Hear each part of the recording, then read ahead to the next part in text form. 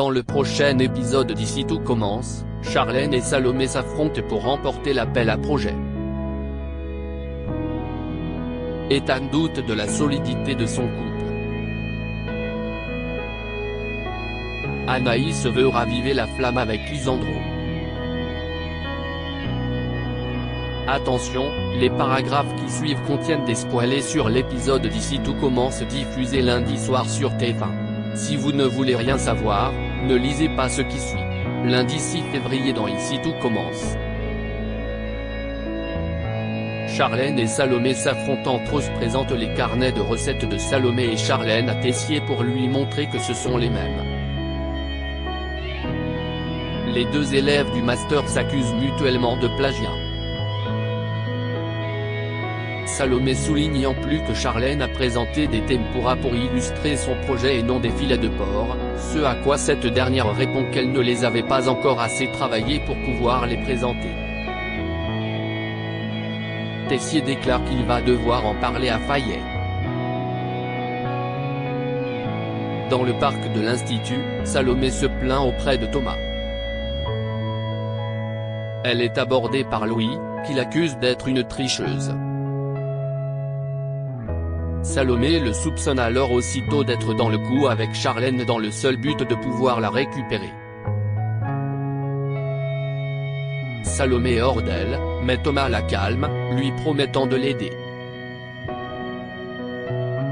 Pendant ce temps, Fayet, qui ne veut pas de polémique, décide d'exclure les deux élèves de l'appel à projet. Thomas débarque alors dans le bureau pour leur proposer une solution afin de déterminer qui a vraiment créé les recettes.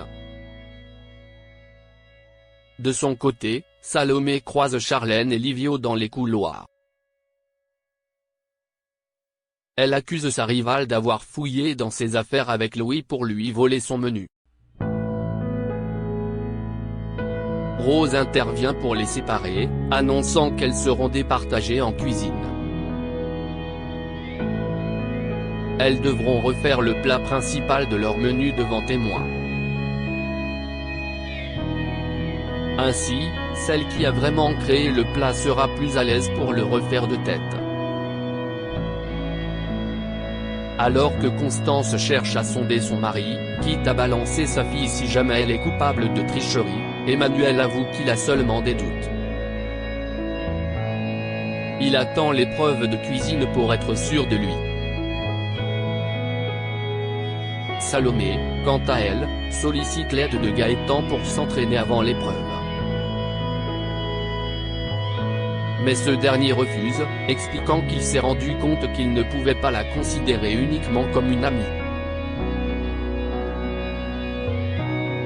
Il ajoute qu'il a besoin de temps loin d'elle pour pouvoir se forger une carapace. Salomé est triste, mais elle s'avère compréhensive. À l'atelier, Salomé et Charlène ont 1 heure pour refaire les filets de porc accompagnés de creusets au poireau et d'une sauce cresson.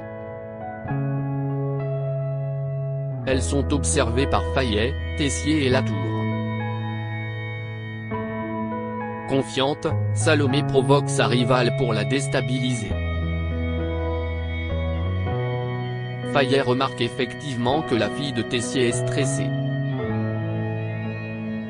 Au bout d'1 heure, place à la dégustation.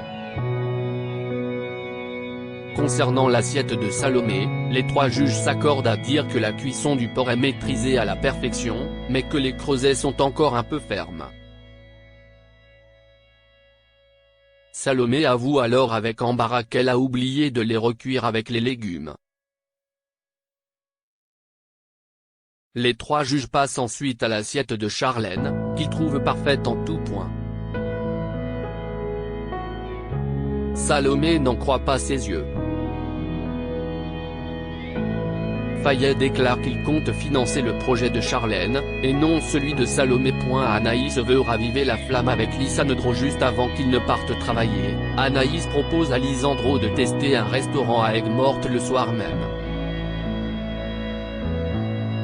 Or, son compagnon doit donner un cours de mixologie à l'école hôtelière.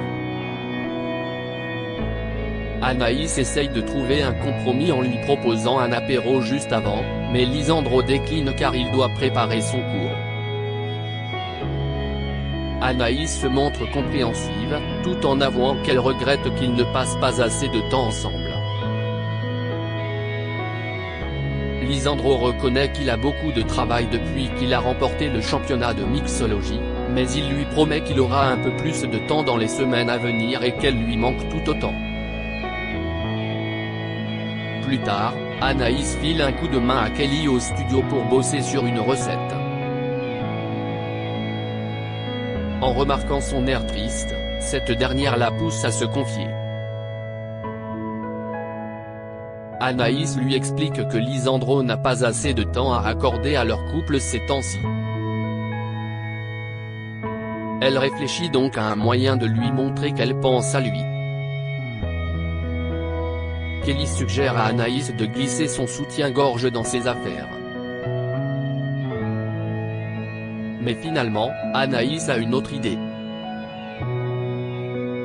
La jeune femme reste au studio afin de préparer une lunchbox surprise qu'elle compte placer derrière le comptoir du double A pour Lisandro. À l'intérieur, elle a glissé un post-it sur lequel elle a écrit « Bon pour une nuit torride ». Quant au plat, il s'agit d'une création personnelle en souvenir de leur premier rendez-vous dans un restaurant japonais. Kelly est impressionnée. Elle est certaine que cette surprise va faire son effet. Anaïs va donc déposer la lunchbox derrière le comptoir du double A, en collant un post-it dessus pour indiquer qu'elle est destinée à Lisandro. Quand elle quitte le restaurant, elle ne se rend pas compte que le post-it se décolle et tombe par terre.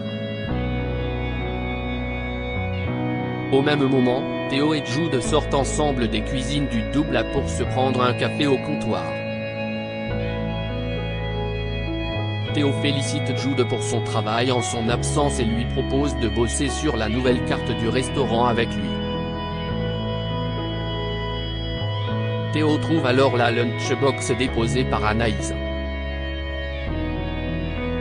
En l'ouvrant et en découvrant le post-it à l'intérieur, il pense que c'est de la part de Vic. Jude lui propose de goûter le plat. Théo et lui le trouvent excellent. Sur le ton de l'humour, Jude suggère alors à Théo de se remettre avec Vic si elle est capable de cuisiner aussi bien. Ethan doute de son couple pour son cours aux élèves de première et deuxième année, la chef Guino propose de revisiter la fondue. Alors que Axel souhaite se mettre en binôme avec Jasmine, Samia lui coupe l'herbe sous le pied. Tandis que les filles se mettent ensemble, Axel se met avec Ethan.